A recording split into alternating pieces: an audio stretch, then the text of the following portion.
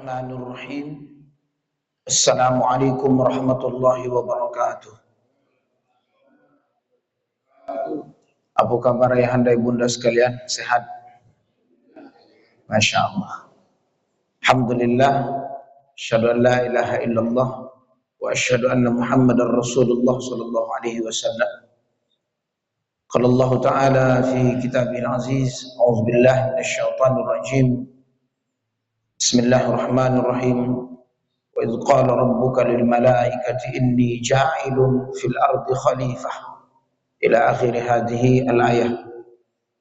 Bersyukur kepada Allah di hari yang ke-17, tak terasa sudah 17 hari kita puasa dengan hari ini. Kita semangati hidup kita, diri kita isi waktu-waktu yang berharga ini dengan Quran, kemudian kedermawanan, zikir, istighfar, dan ini bagian dari yang terpenting dari ibadah kita. Kemudian menyambung tema kita di pekan lalu berkaitan dengan pentingnya al-musyarakah as-siyasiyah. Kenapa kita harus ikut mengambil bagian dalam kancah politik Islam?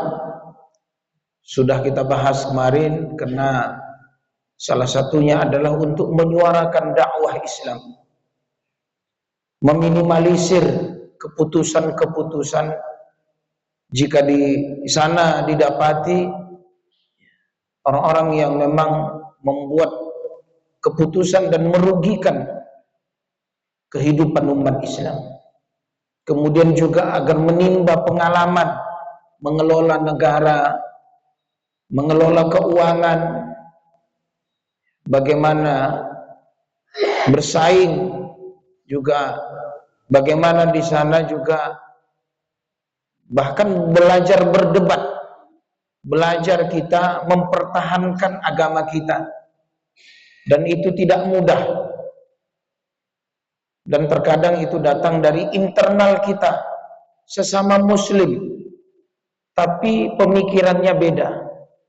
Sesama muslim, tapi cara pandangnya berbeda. Kemudian agar kita juga mengetahui informasi. Umat Islam itu perlu juga belajar informan. Ya. Kalau semuanya di luar, nggak ada yang di dalam, ternyata musuhnya di dalam. Gimana? Sehingga itu juga membuat kita nanti terkaget-kaget. Kok bisa? Kok begini? Kok begitu? Ini sudah kita bahas, sedikit mengingat. Kali ini saya akan menyampaikan satu poin yang penting. Saya ambil dari kitab Ensiklopedia Sejarah Islam. Saya baru baca bagaimana membebaskan Baitul Maqdis, Palestina ketika itu. Bagaimana belenggu yang dahsyat dari zaman-zaman di mana Mongolia, Tartar, ya, dan runtuhnya pemerintahan Islam. Kalau bahasa sejarahnya Khilafah Islamiyah Ottoman, yaitu Utsmaniyah. Satu kitab juga saya bawa di sini, judulnya Al-Ghazwu Al-Fikriyu, perang pemikiran. Jadi ada salah satu fungsi pemimpin atau pemerintahan Islam yang dahsyat. Salah satu poin itu adalah iqamatuddin, menegakkan agama. Yang kedua, wihdatul ummah. Jadi fungsi pemerintahan dalam Islam itu supaya umat Islam ini bersatu. Sehingga iqamatul adl, tegaklah keadilan. Dan ternyata ayahanda, jamaah sekalian, ibunda, inilah yang diajarkan Rasul Kenapa Rasul ketika hijrah itu yang pertama sekali diperhatikan adalah membangun masjid. Yang kedua mempersaudarakan antara muhajirin dan ansar. Baru yang ketiga piagam Madinah, aturan perundang-undangan. 3 ini. Jadi kalau mau bangun negara, kata Nabi, 3 ini jangan lepas. Masjid, yang kedua adalah mempersaudarakan, persaudaraan, yang ketiga baru peraturan, aturan perundang-undangan. Itu disampaikan oleh ahli-ahli sejarah, termasuk Ibnu Hisham, Ibnu Ishaq, bahkan Dr. Muhammad Munir Ghadban, termasuklah ahli-ahli sejarah yang sekarang. Dr. Muhammad Said Ramadan Al-Buti, termasuk juga Syekh Safir Rahman Al-Mubarak Furi. Mereka mengarang buku As-Sirah An-Nabawiyah itu dalam pandangan sejarah. 3 ini yang menyatukan umat Islam. Kembalikan umat ke masjid. Yang kedua, persaudarakan mereka di situ. Baru yang ketiga, adanya aturan dalam Islam. Maka ulama sepakat, fungsi pemimpin yang tak bisa ataupun yang tak boleh dilupakan adalah apa?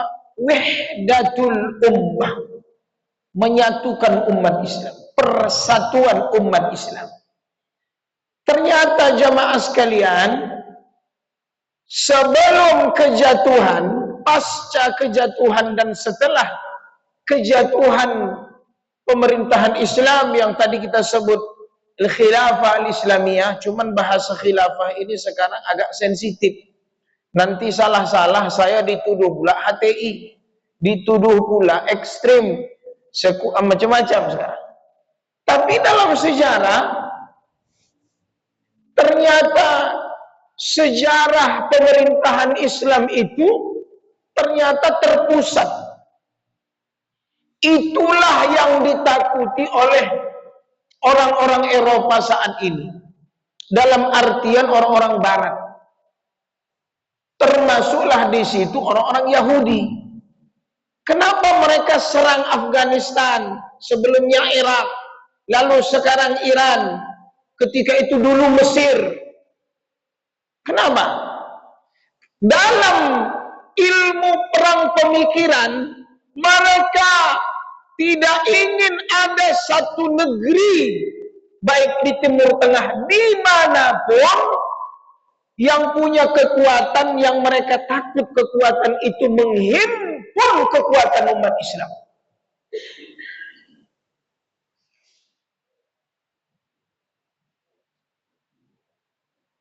Ini penting. Coba saya tanya Bapak Ibu, Ka'bah itu punya siapa? Orang Saudi? Hah? Umat Islam. Terus kita ke sana itu ngapa harus pakai paspor? Panitianya siapa? Ini pernah diusulkan. Buktinya Aceh punya hotel sana. Jadi dalam sejarah peradaban Islam, yang namanya aset itu aset punya umat Islam, harusnya dikelola bersama.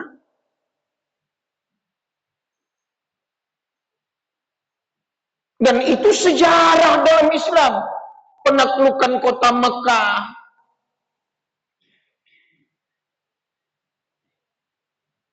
dalam kitab Ghazwul Fikri ternyata ada namanya Taqti' Awsalil, bahasa begini, kalau bahasa Indonesianya pemutusan Taqti' dari Qata'a. Apa yang diputuskan? Negeri-negeri Muslim itu dipisah-pisahkan. Ada istilah Al-Qaumiyah fil Islam, ada judul bukunya, Perkauman dalam Islam. Seolah Indonesia ya orang Indonesia, Muslim Indonesia hanya Muslim Indonesia. Jangan bicara Muslim Malaysia. Dimunculkanlah nasionalisme dengan berbagai cara. Ada 4 hal yang mereka lakukan. Satu, dengan orientalis, istisyraq. Yang kedua dengan sekularisme, yaitu ilmaniyah. Kemudian baru as-siyasah, barulah militer dan ekonomi. Militer dan ekonomi ini sepaket. Kalau tak percaya sepaket, rasakanlah nanti. Saya bukan menuduh mau apa, rasakanlah nanti. Biasanya sepaket. Di beberapa negara, militer dan ekonomi itu adik-beradik.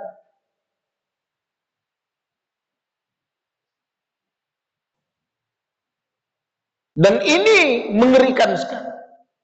Jadi muncullah pembaratan, bahkan ketika terjadi perang Aceh. Kenapa waktu itu Aceh sampai kalah? Karena ada Kristen Belanda menjadi seorang syekh pergi haji yang dia sebenarnya intelijen agen, jadi ulama di Aceh, berjenggot panjang. Ternyata dia pengkhianat. Dia sampai tahu seluk-beluk senjata di Aceh. Akhirnya kalah umat Islam di Aceh. Cari tahu siapa nama orang itu. Jadi umat Islam harus mengerti tentang kenapa siasat syariah itu. Ternyata Allah inginkan umat ini harus bersatu. Tidak ada istilah Muslim Saudi, Muslim Iran, Muslim Irak, Muslim Indonesia, Malaysia. Nggak ada itu. Ya Islam ya Islam, Muslim ya Muslim.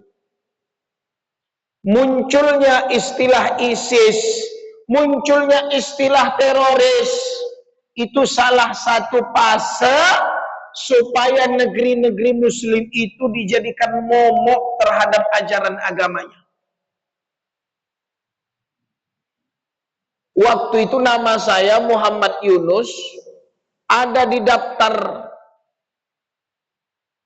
Ketika itu saya masuk Singapura. 3 jam saya. 3 jam masuk ruangan, dipoto, di ini, cop jari, semua ya. Saya bilang saya bawa uang jaminan.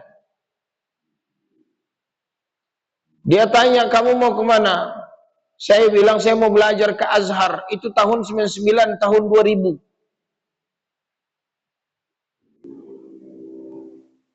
Coba lihat bagaimana mereka perang pemikirannya. Ketika itu nama Muhammad saja, identitas itu berbahaya bagi mereka. Jadi ketika itu meledaklah WTC, kemudian dihancurkanlah negeri-negeri Muslim, termasuk sebelumnya adalah Irak, Libya, ya, Muammar Gaddafi, Saddam Hussein, teruslah Afghanistan, dan seterusnya dibuatlah skenario dan seterusnya. Ketika itu umat Islam tidak boleh sekolah di Eropa. Ketika itu saya sudah di Malaysia. Antara 2004 ke 2010. Penuhlah alumni, bukan alumni ya, pelajar-pelajar mahasiswa dari Timur Tengah tidak lagi belajar di Eropa. Di mana? Di UIA, antara bangsa di Malaysia.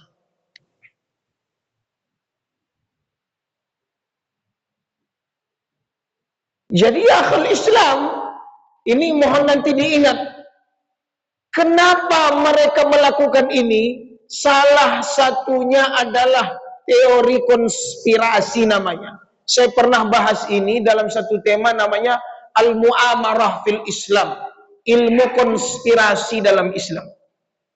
Ilmu konspirasi ini, bayangkan kami di Mesir, Bapak Ibu, Intel itu bukan polisi yang pakai baju seragam. Takutnya dia dengan sebuah pergerakan ataupun bagaimana orang harus, kalau pengajian begini di Mesir itu izinnya ke Kapolri, izin keramaian namanya. Ceramah nggak boleh. Khutbahnya jangan singgung-singgung politik, apalagi bicara tentang kekuasaan, langsung penjara. Sampai begitu takutnya mereka. Itu dahsyat. Dan umat Islam merasa takut yang dahsyat. Maka oleh sebab itu datanglah Imaduddin Zangki di tahun 10.059 atau 10.095 ke 11.090-an, kurang lebih 200 tahun, sampai datanglah siapa? Datanglah Salahuddin Al-Ayyubi. Ketika itu seluruh pimpinan umat Islam dijajah, pemberontak bermunculan, akhirnya terpisahlah negeri-negeri Muslim. Terbengkalailah Masjid Al-Aqsa, Baitul Maqdis ketika itu. Yang pertama dia bereskan Bapak Ibu siapa? Umat Islam. Jadi saya cuma berdoa kita umat Islam, perang yang sekarang, coba lihat, kenapa kok bisa negeri Muslim, pangkalan militer Amerikanya di negeri Muslim? Berarti dia tidak percaya keamanan dia yang menyerangnya Muslim. Kan begitu? Padahal ayatnya jelas. Ayatnya walan tardo angkal yahudu walan nasara. Sekarang senjata makan tuan. Ini namanya perang yang dahsyat. Yang rusak namanya negeri Muslim, yang menyerang kononnya bahasanya pemerintahannya juga Iran Muslim, tapi yang rusak namanya umat Islam juga. Amerika angkat kaki juga dia. Ini dahsyat, dan itu terjadi di zaman-zaman yang pahit bagi umat Islam. Kenapa? Ketika senjata itu diarahkan bukan kepada musuh, tapi sesama kita. Tapi apakah ini babak baru kebangkitan umat Islam? Lalu lunturlah kepercayaan mereka yang selama ini terhadap juru keamanan dunia, yaitu Amerika. Wallahu a'lam bishawab. Wa ala kulli hal, inti dari kajian kita ini adalah fungsi pemimpin itu ternyata wahdatul ummah, bukan infisalud daulah. Ternyata ulama mengatakan bukan maksudnya memisah-misahkan negeri. Berarti kapan bersatunya umat Islam? Saya jawab terakhir adalah ketika kita bisa bersaudara, sinergi. Kalau ada satu afiliasi hebatnya akidah, silahkan dakwahkan akidah. Ada yang hebatnya dalam politik, dakwahkan politikmu, jangan berkhianat. Jika ada yang misalkan jamaah tabligh mendakwahi orang preman bertato, dakwahkan, jangan salahkan dia. Kalau ada yang berdakwah misalkan lewat NU Muhammadiyahnya, jangan berkelahi, berdakwahkan. Nanti pada satu titik insya Allah ketemu. Kenapa? Karena tak akan bisa kita semua menyelesaikan urusan umat. Ada kelebihan, temukan kelebihan. Kemudian apa? Sepakat yang kita sepakati, saling memaafkan yang kita berselisih di situ. Kata ulama, kalau Anda tak bisa sinergi, tak bisa bersatu, udah jalan masing-masing, fastabiqul khairat. Coba saya tanya, pernah nggak ngelihat jual kue di tepi jalan, Bu? Pernah kan? Kuenya itu dari mana? Hah? Yang jual kue yang pakai itu, ada kue lepat di situ, kue itu kuenya dari mana? Nitip, ya kan? Betul ya? Sehingga kuenya banyak. Berapa? 800 perak untuk yang misal nih, baginya 20 80. 20 perak untuk atau 200 perak untuk yang penjaga. 800 perak untuk yang menumpang. Pembeli, kok ada kue lapis, kok ada Nutrijel, kok ada bolu, kok ada donat. Coba lihat, kalau begitu umat Islam, siapa yang ahli rudal? Panggil. Ternyata kemenangan Muhammad Al-Fatih. Lihat Muhammad Al-Fatih, baca sejarahnya. Dia mengundang namanya Urban. Urban itu ahli pembuat meriam. Kenapa? Karena benteng Konstantinopel ketika itu tingginya 40 kaki, tebalnya 15 kaki. Baik dari jalur laut maupun dari jalur darat. Rantai diletak rantai, makanya Selat Hormuz itu ditutup. Itu belajar dari perangnya Konstantinopel itu. Sehingga ketika itu harus menggelinding kapal-kapal untuk dilewatkan melalui bukit dalam satu malam biar bisa masuk kemana? Ke area musuh. Itu pernah dilakukan. Siapa Urban itu? Bukan Muslim, tapi diajak oleh Muhammad Al-Fatih buat meriam. Untuk apa? Ketika dilontarkan meriam itu, hancurlah yang tebal-tebal itu. 40 kaki tingginya. Apa yang dilakukan Muhammad Al-Fatih? Dan ini penutup. Dia membangun menara yang lebih tinggi dari 40. Yaitu berapa? 80 kaki. Apa maksudnya? Kalau kita ingin menang bersatu, kita harus lebih kuat dari musuh. Ada 3 atau 4 ya kajian kita ke depan berkaitan bagaimana kemenangan umat Islam dari sejarah Islam. Insya Allah ini akan kita sampaikan pekan depan. Salah satunya adalah kita lebih kuat dari. Kenapa Iran melawan? Jawabannya, dia sudah merasa dia lebih kuat. Jangan Anda coba melawan kalau Anda masih lemah. Sholat subuhnya tak ke masjid, zakat tak dikeluarkan, dan ternyata kemenangan Abu Bakar As-Siddiq, meninggal Rasul yang Nabi perangi adalah tidak ada orang yang tidak mau mengeluarkan zakat. Kalau ada yang melanggar zakat, kupenggal kepalanya. Tapi di zaman ini ada menteri yang melarang, yang bahkan menentang zakat. Gimana mau menang? Billahi taufik wal hidayah. Assalamualaikum warahmatullahi wabarakatuh.